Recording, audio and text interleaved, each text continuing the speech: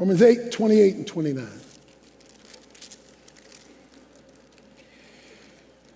Paul the Apostle writes,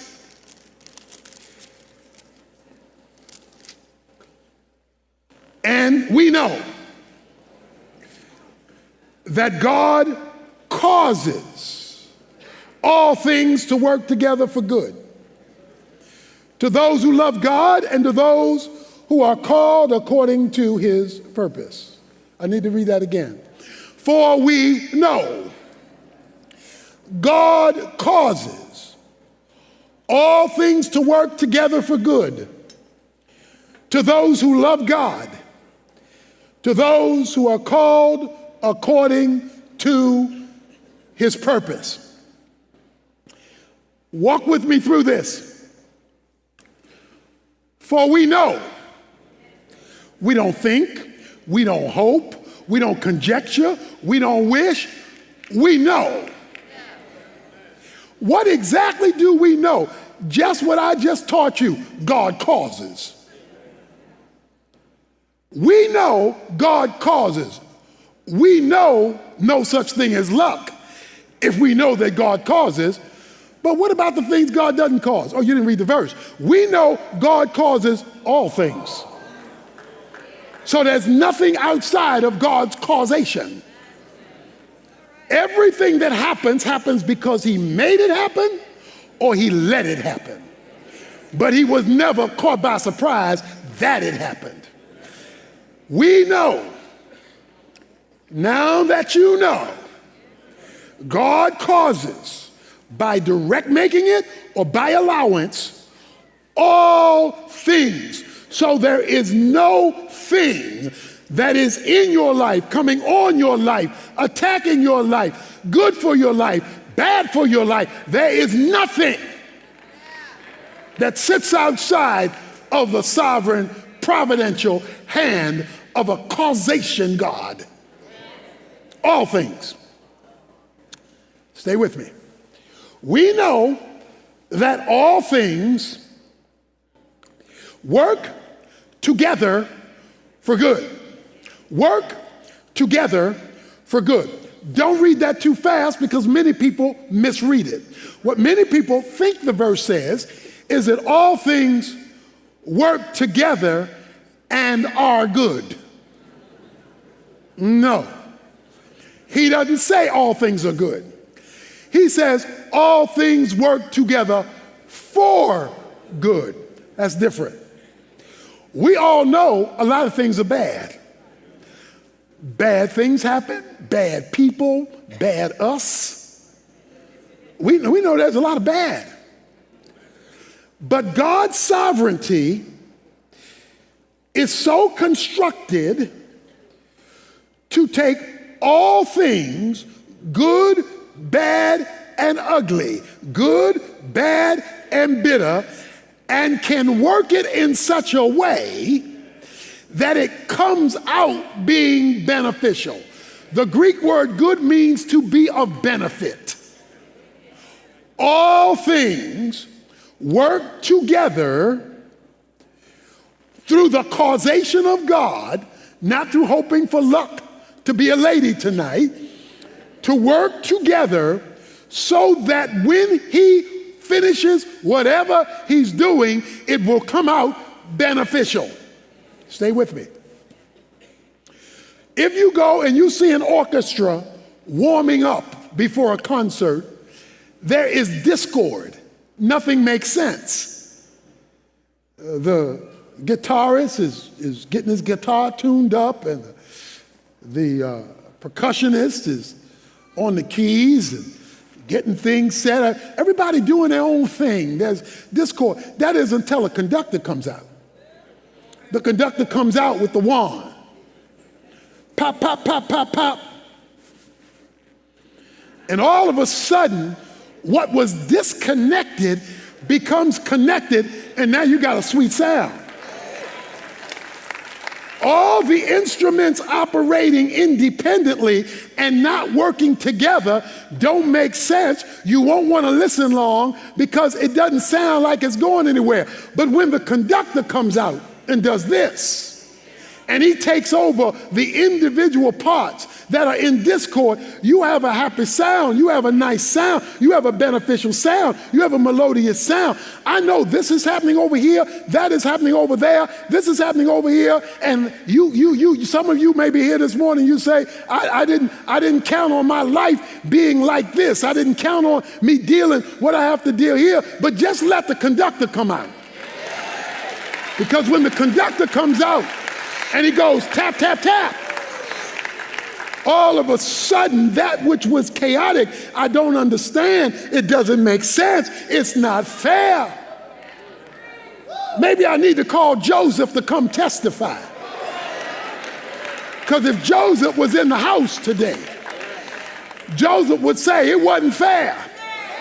My brother sold me into slavery for no reason at all, put me in a pit to die, left me without water. It wasn't right. And then I finally get a good job and the boss's wife accuses me of rape when I didn't rape her. It ain't fair. And then I got thrown into jail for something I didn't do. It ain't fair. And then they forgot me in jail after I tried to help some of the prisoners out, kept me there for an additional 2 years. It's not fair. It's not fair. And I went 13 years up and down this roller coaster of life, and I just want to tell you, it's not fair. But then he comes to Genesis chapter 50, and he comes to the conclusion of the chapter. And then he says to his brothers, y'all meant it for evil. Y'all were working against me. It wasn't fair. But let me tell you, you meant it for evil, but God meant it. God, watch this, meant it, you didn't hear me. God meant it, God meant it, God meant it for good. And God meant it for good to bring me to this place.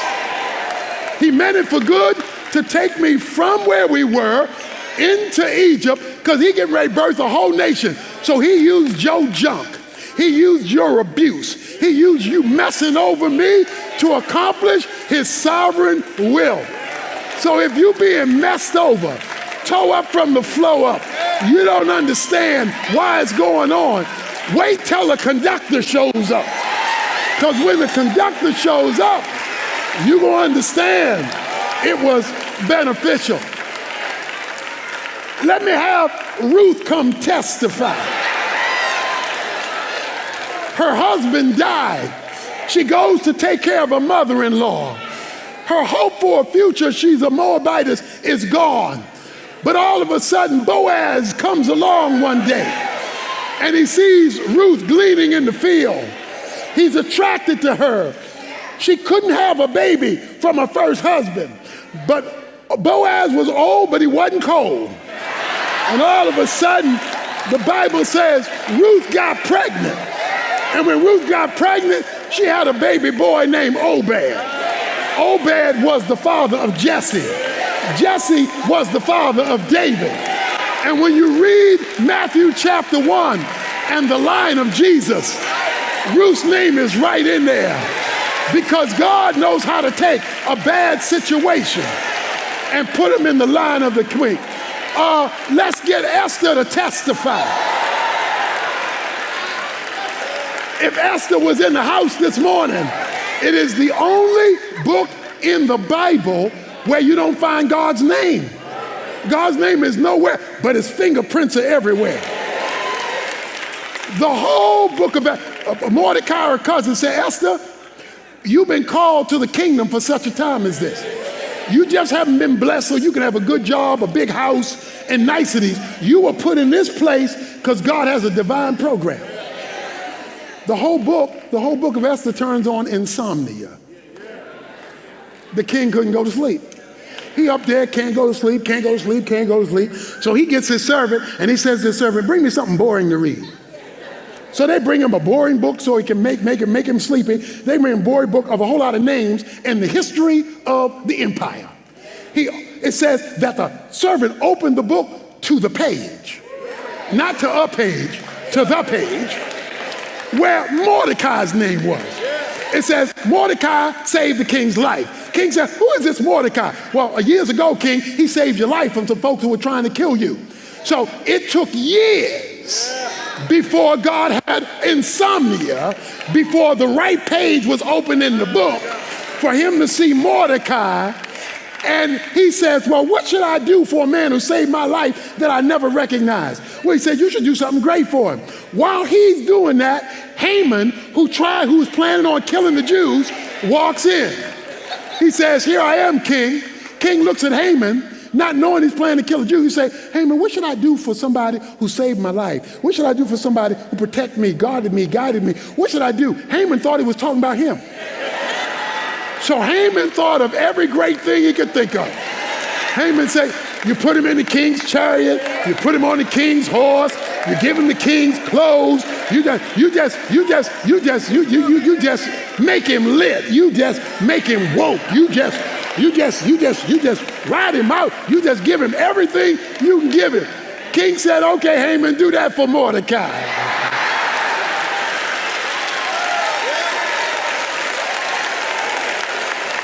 Because even when God's name is not front and center, even when you don't see him, his fingerprints are moving things and stirring things and turning things. You don't need luck when you got a God who can keep you up at night to save a whole nation.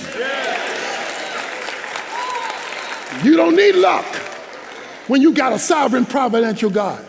Okay, sit down. I ain't finished. Sit down. Okay, so watch this thing.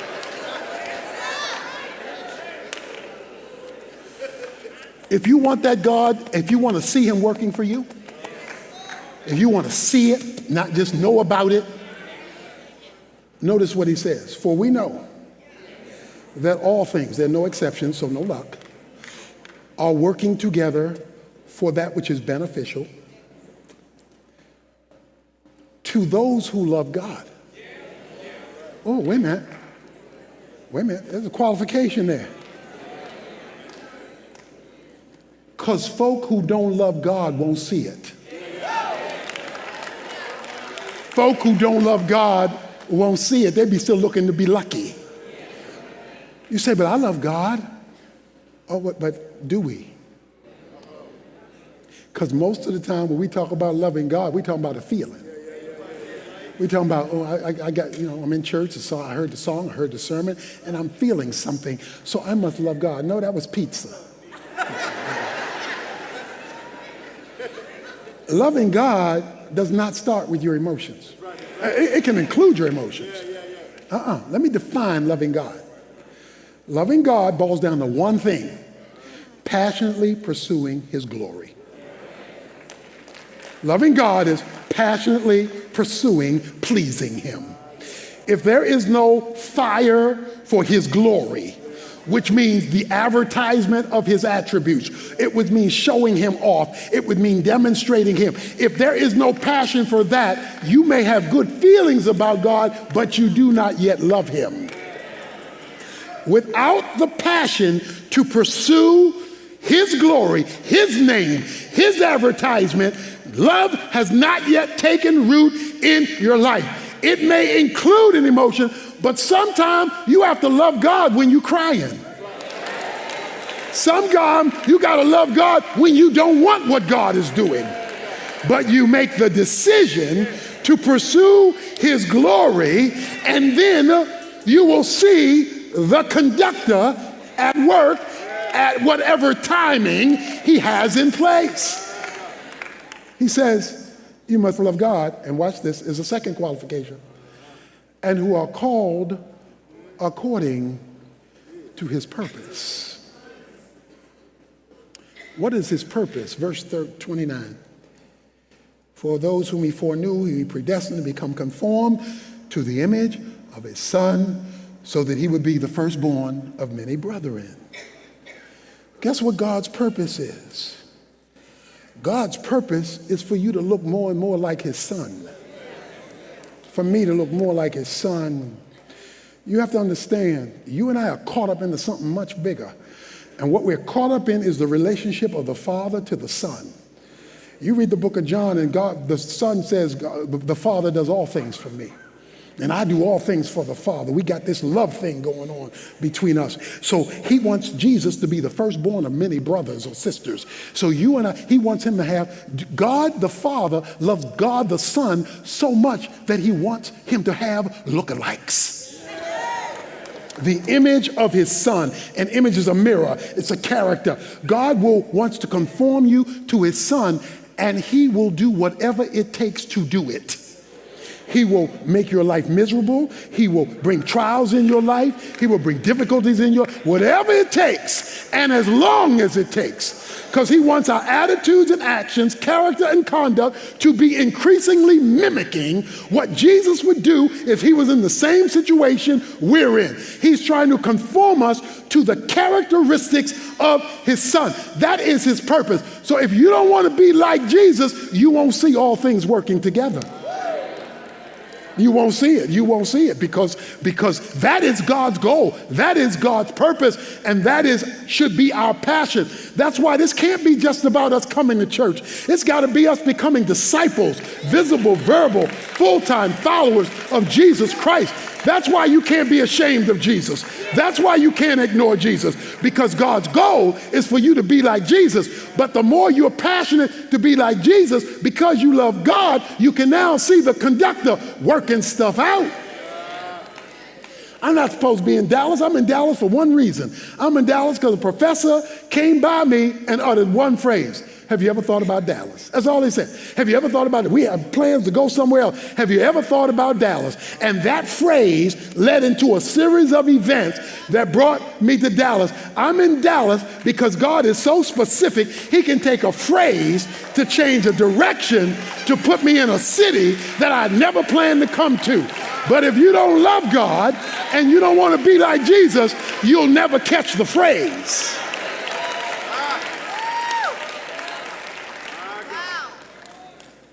But when you love him, his glory becomes your passion. Being conformed to Christ becomes your purpose. Then you will see the conductor wave the wand, and at the right time, see the supernatural benefit of the good, the bad, and the ugly. He told Peter, Peter, you're getting ready to mess up. You're going to deny me 3 times. And Satan has offered to sift you as wheat. But I got some stuff I'm going to do with you, but I got to humble you first. So I'm going to let the devil loose on you. I'm going to let him loose on you. Before cock-a-doodle-doo, before the crow crows, before the bird sings, you're gonna deny me 3 times. I don't know about you, but if I heard that from Jesus, I'd have found me a hotel room. I'd have hidden somewhere. But he said, that ain't gonna happen to me, no, because I love you more than the rest of these disciples.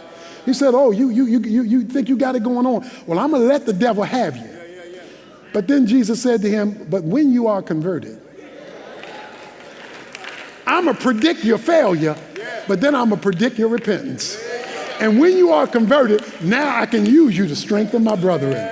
Because now you're going to know you ain't all that in a bag of chips. You're gonna be humbled by the ugly I allow you to do in your life. I'm not going to endorse it. You're going to have consequences from it. But if you get back right with me, I'll still be able to use you. You don't need luck. You have a sovereign, providential God who covers all things. In closing, when the kids were growing up, one of the favorite desserts Sister Evans would cook would be 7-Up cake. 7-Up cake. She would line ingredients out on the counter: flour, sugar, butter, nutmeg, and whatever else. She'd line it out on the counter. I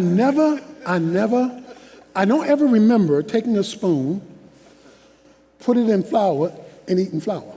I don't recall ever doing that.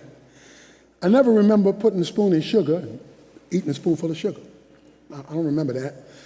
I don't remember cutting butter and putting a slab of butter in my mouth and swallowing that. I don't remember doing that. But this is what I remember.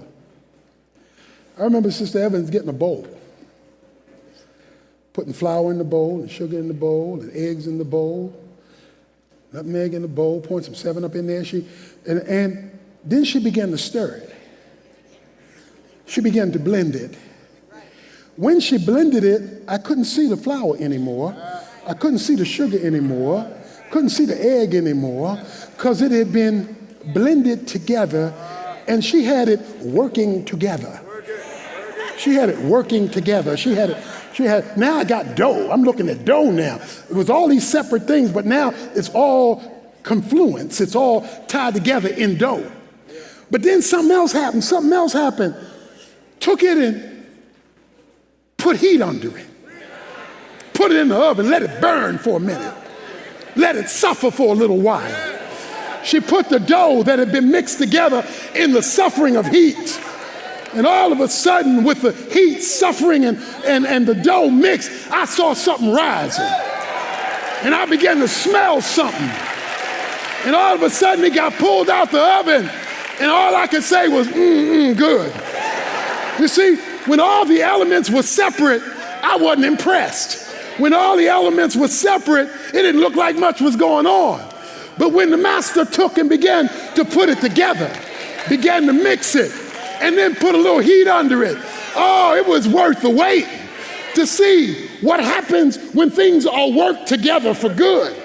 For good. Now, I know you got stuff happening in your life over here, stuff over there, bad things you've done, bad things others have done to you, good opportunities that have come your way, and you got all this random stuff. But if you let the blender come and loving him and his purpose, stir it in the pot of his purpose, and then even put you in a little fire of trials, fire of circumstance. And yeah, it's going to be hot up in here for a little while. But when God is finished with you, David said, I shall come forth pure as gold. So look, give God his sovereignty, his providence, let luck alone, because when he's finished cooking you, baking you, and shaking you, you're going to come out the oven and you're going to be good.